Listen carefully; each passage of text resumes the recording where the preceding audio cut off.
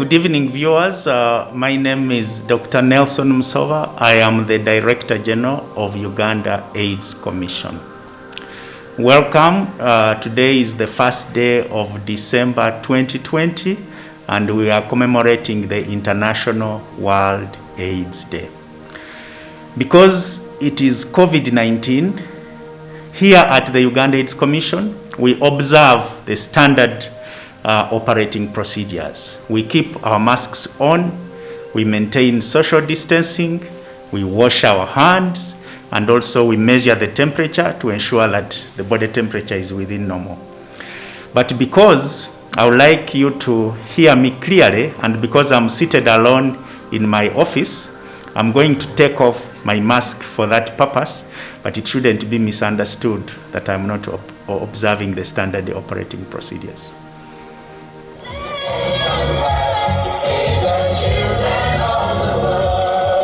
The journey of HIV/AIDS in Uganda starts way back in the early 1980s.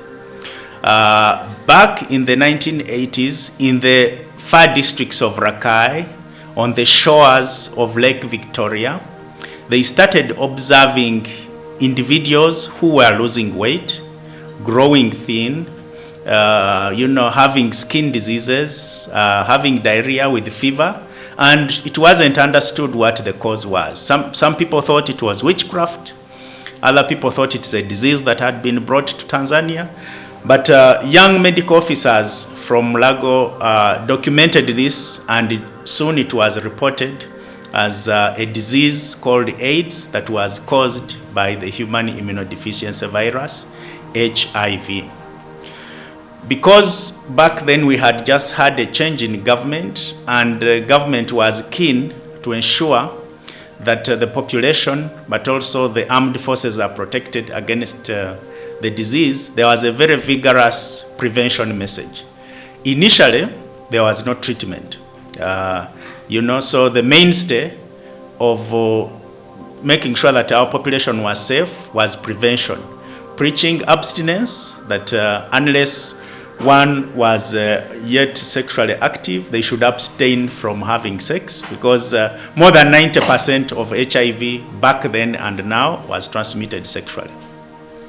Being faithful for those who are in relationships and are sexually active, being faithful to their partner, and use of condoms.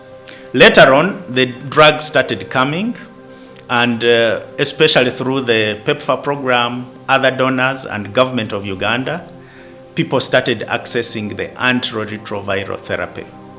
But even before that, the main intervention used to be, first people would test, and there was only one testing center of the AIDS. Initially it was in Entebbe, and then the AIDS Information Center at Bowman's house.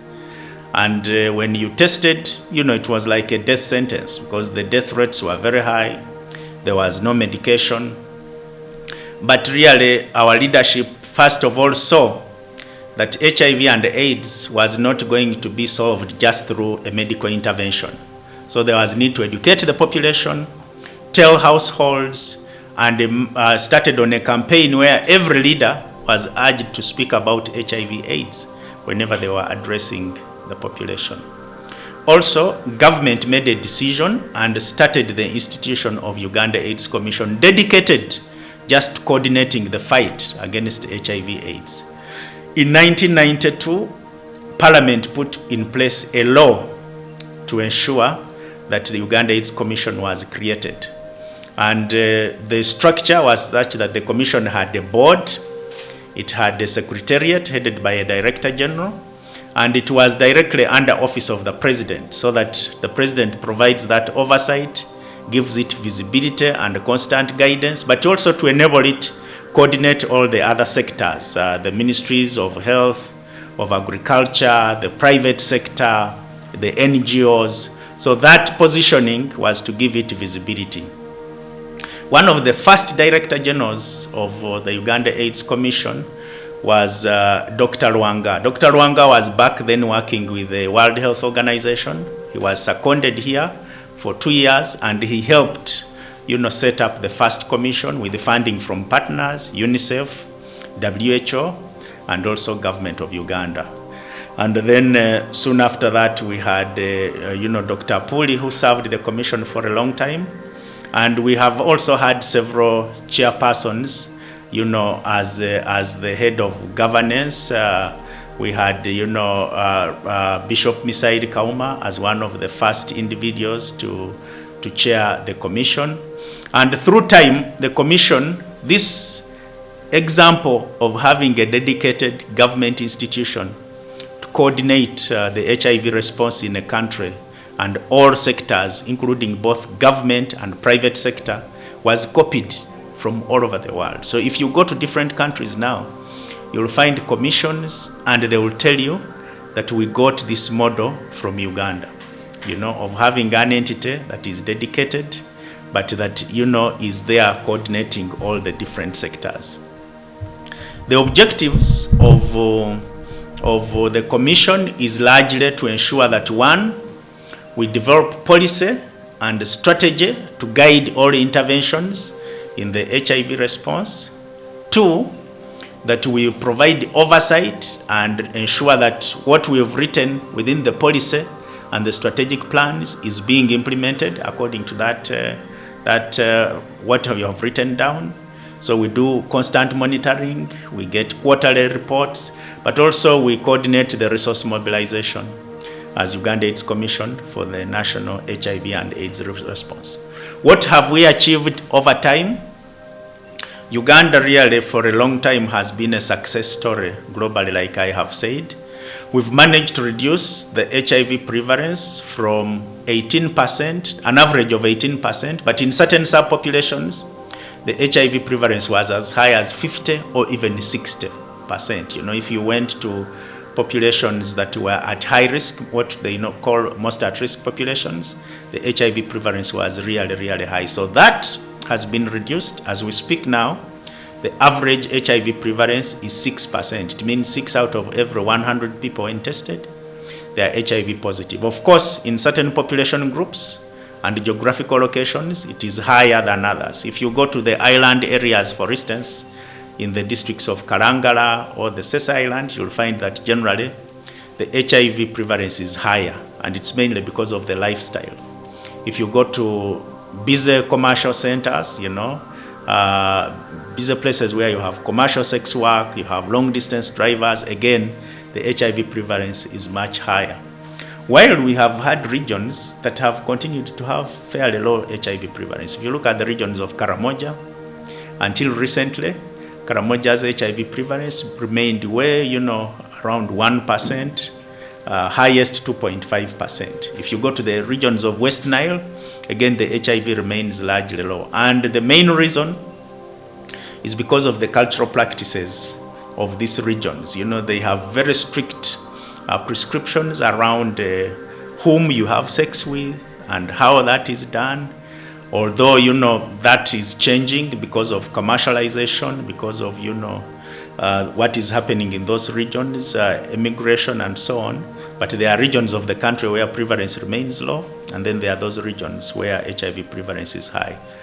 Our government has worked with development partners, and we've had a very high enrollment on antiretroviral therapy. So we have an estimated 1.4 million people living with HIV, and out of those, about 1.2 million are enrolled on antiretroviral therapy. We have about 200,000 people who are out there. Some of them probably don't know that they have HIV, but others are still in the, trying to make a decision on how to start on treatment.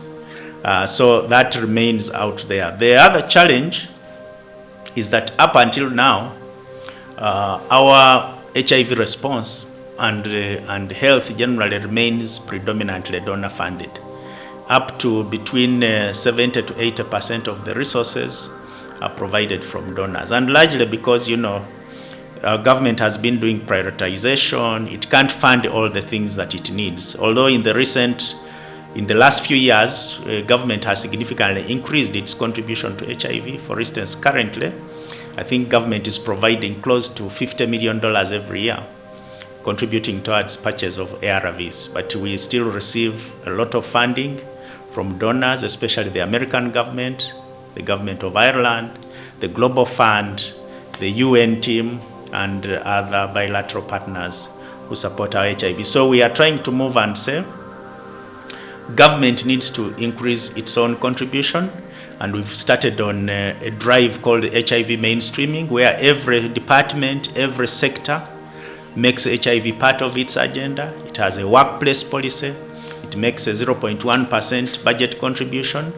And that way, even if the donors, changed priorities and shifted away, we would still be able to move without feeling a lot of shock from their withdrawal. More still, when we look back at some of the things that Uganda has been able to do, leadership really being in the lead, because many countries around the world were staying in denial. They did not want to admit that they had high prevalence of HIV within their countries, because they thought that if you admitted that there was HIV, then you would lose tourism. Then people would move away and it would cost the country. Now, for us as Uganda, we had a leadership that came out very openly, while many countries were still in denial. The president, instructed everyone. So that was very, very helpful in terms of leadership being at the forefront, and also leading to the establishment of the Uganda AIDS Commission, like I've said. One of the key mechanisms around the approach that have also helped us is something that is known as the partnership mechanism. Now, the partnership mechanism is an arrangement where, if you are a national organization, how do you reach all your stakeholders? So we decided to segment the way our stakeholders are arranged into similar groups. First of all, on the government side, we said we will approach Parliament as a group because they are policy makers. We do advocacy with them. They allocate resources and they continue to lead, the prevention oversight. Ministries, departments, and agencies, we also put them in one group. We said this group needs to ensure that there is a workplace policy, that their staff, employees are protected, that also the communities they interact with are protected, that they have an HIV focal person in place, they have a committee, and they are allocating resources to that. We have private sector also as a group. We have media as a group. We have cultural institutions as a group. We have faith-based organizations as a group. We have, the AIDS development partners. We have the decentralized response, because action and implementation takes place at districts. So what we do, all local governments have an HIV focal person. We have the district health offices. There are district AIDS coordination committees, and those are the ones that are supervising the HIV activities at that level. And they are multi-sectoral in nature also, because the district AIDS committee, chaired by the district LC5 chairman, and the CAO is the secretary, and having all heads of departments, people living with HIV, heads of religious institutions. So it's like a replica of what happens at the national level, and they are supposed to supervise HIV AIDS activities at that level, ensure that a district has an HIV strategic plan. So the partnership mechanism is really a flagship arrangement and programming on how we approach HIV. Then we have what we call the partnership committee, which is, or the committee of technical experts, which is the policy committee at this level that advises the board, and its representation is generated from different implementers of HIV and AIDS.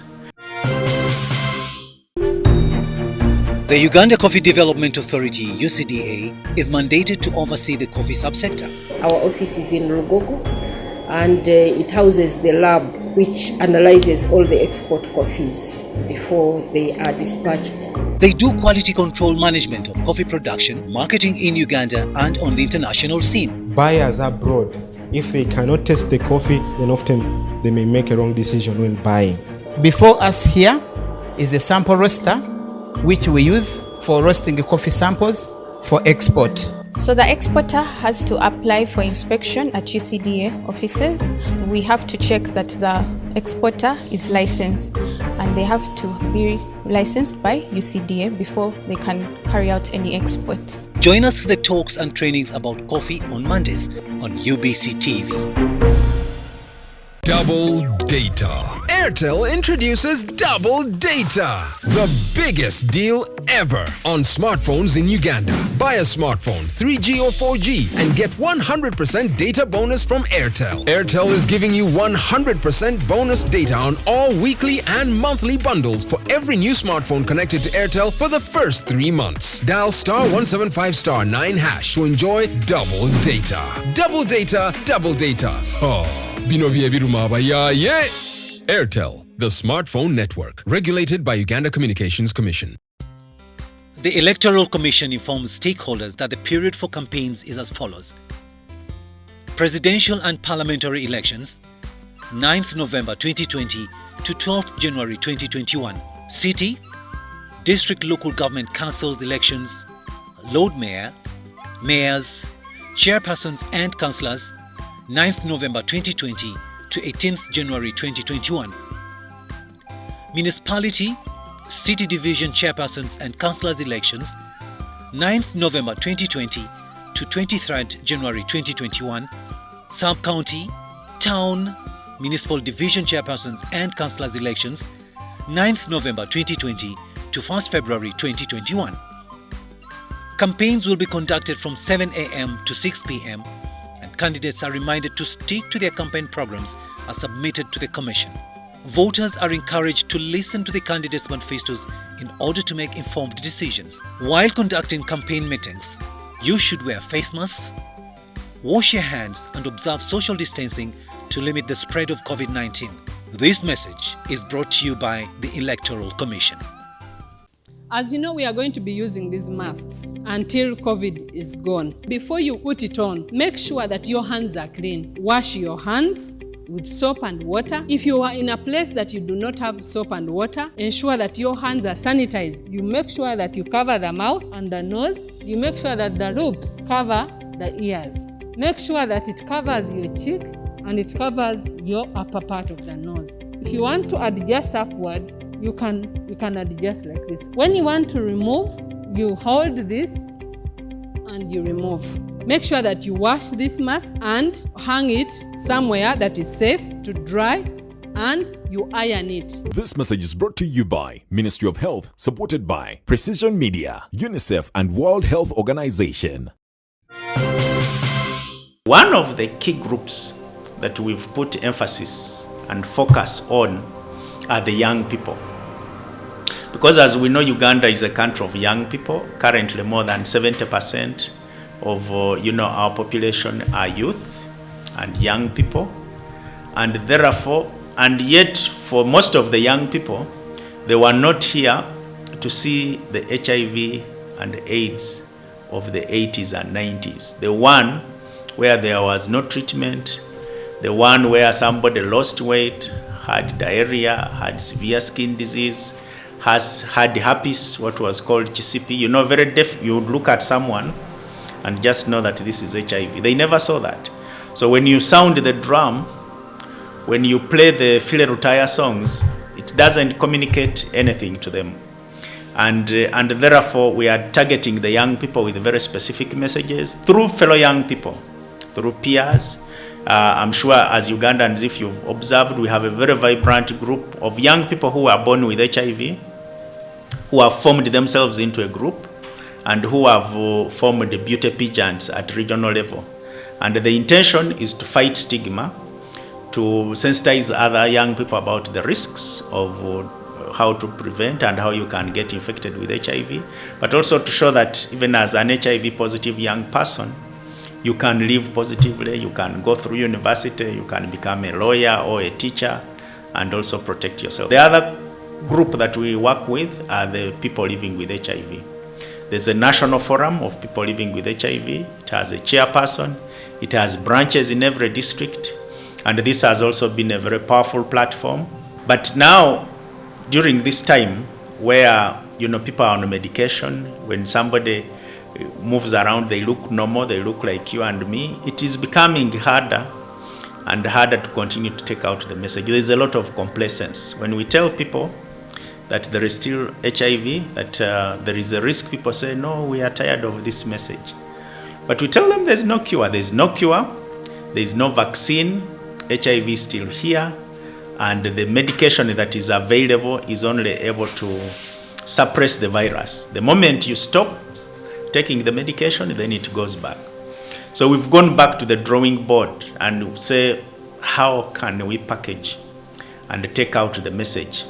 The institutions we are partnering with are the faith-based organizations, the religious leaders. Because the religious leaders have, first of all, a following in their places of worship. They have people they speak to every week. Through faith-based organizations, they reach up to 18 million followers. So we've partnered with them, and we have developed what is known as the pastoral letter. And the pastoral letter is really broken down messages of HIV prevention. The other group that we are partnering with are the cultural institutions, the cultural leaders, like the Kabaka of Uganda, His Majesty the King of Toro, the Bunyoro, all the cultural institutions in Uganda, because they are very powerful mechanisms through which messages are channeled to young people. They are listened to. People listen to them. They respect them. So that's how we've been pushing this. One of the areas where we've been most successful in fighting HIV is prevention of mother to child.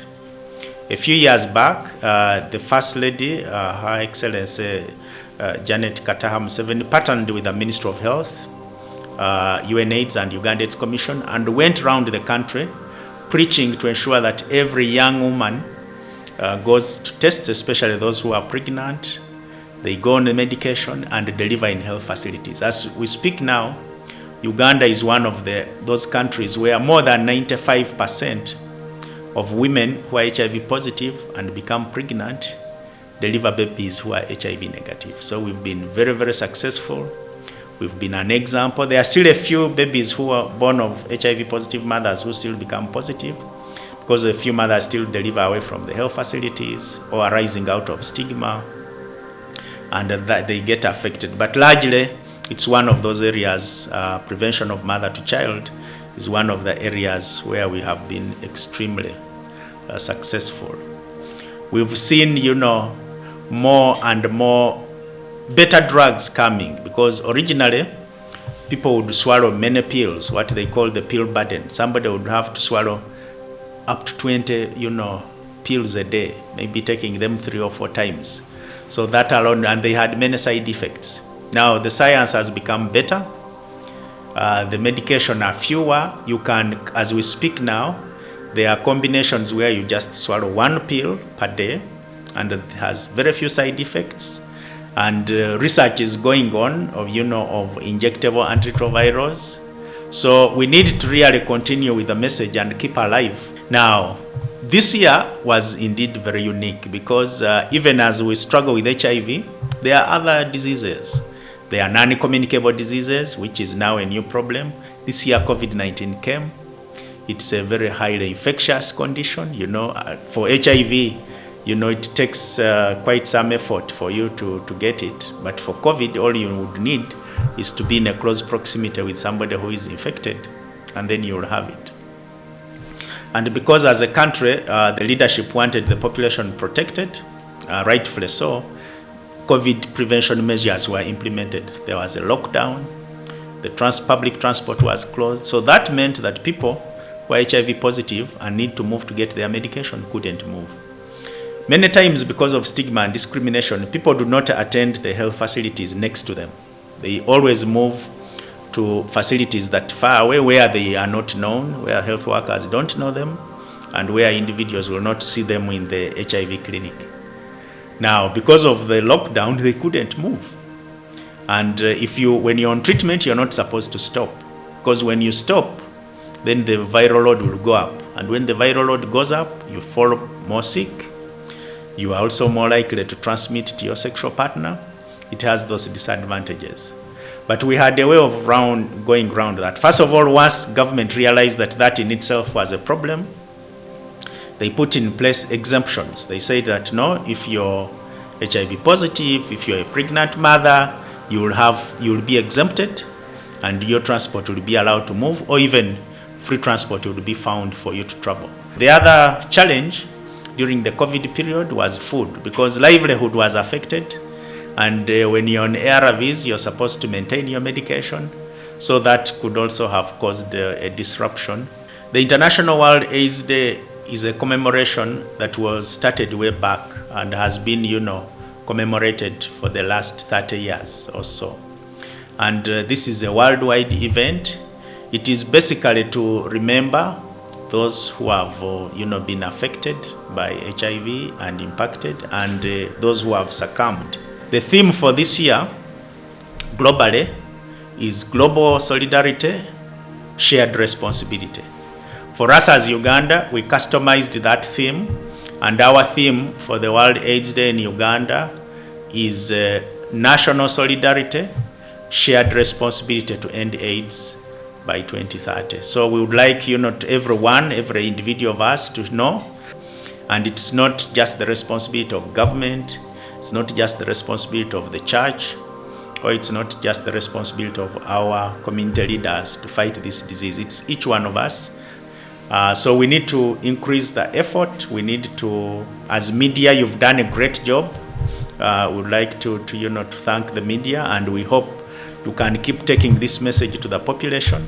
So in conclusion, I would like to urge young people especially, because as a young person, if you're to realize your dream, you have to remain alive. And if you need to remain alive, you'll have to protect yourself. Make sure that you do an HIV test, and once you've tested, if you're HIV negative, keep yourself negative. If you're HIV positive, go to a health facility and you'll be guided on what to do. I would like to urge the religious institutions to continue spreading the message of HIV prevention and urging their followers to go out and utilize health services. I urge the cultural institutions to tell their followers so that they continue to utilize services within the health facilities. They go out for the testing, and they make sure that they prevent themselves against getting HIV. I thank government. I thank especially Parliament. Parliament has been instrumental in terms of oversight and supervision. I thank you for allocating resources and drafting policy for the HIV response. I request that you allocate more money for HIV coordination, for HIV prevention, and also for HIV treatment. I'd like to thank the Minister in charge of the Presidency for the work that she has done for supervising Uganda AIDS Commission. I thank the board. And last but not least, I'd like to thank His Excellency the President for leading, unwaveringly, for always leading by example, for talking about HIV, and for taking the leadership and enabling us as a country to get to where we are. I thank you.